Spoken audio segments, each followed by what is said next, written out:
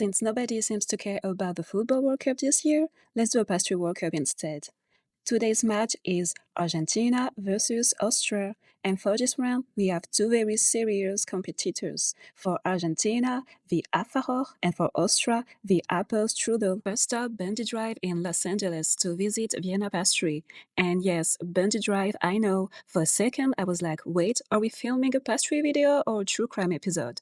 But don't worry, today the only mystery we're solving is which dessert deserves to win. And honestly, the owner of Vienna pastry was so kind, very welcoming, very sweet, and made the whole experience even better. So let's start with Austria and the apple strudel. And when I saw the size of a slice, excuse me, this thing was huge. I genuinely had a moment of shock because I was expecting a normal slice, not a dessert that could probably feed a small family.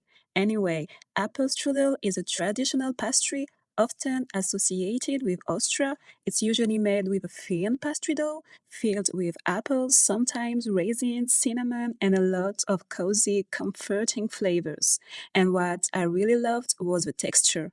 The outside had this flaky, slightly crispy pastry, and inside you had these big pieces of apple that made it feel so generous and satisfying. I'm already a huge fan of apple desserts, so the combination of apple, cinnamon, and pastry was honestly very hard to resist. Then for Argentina, I went to Grand Casino Bakery and Café, and once again, the people there were really kind and welcoming, which I always appreciate. For Argentina, I choose the Alfajor. Alfajores are very popular in Latin America and especially in Argentina. They are usually made with two soft crumbly cookies filled with dulce de leche in the middle. Some are covered in chocolate, some have coconut, and honestly, they already sound dangerous in the best way. Now, I did struggle a little bit to open the package, but once I finally got to try it, it was such a nice surprise. I really liked the soft, crumbly texture. It does fall apart pretty quickly, but in a way, that's part of its charm. And the dulce de leche in the middle, so good, sweet, creamy, rich, and it really brings that extra delicious touch. Honestly, this match was difficult because these two pastries are strong in completely different categories.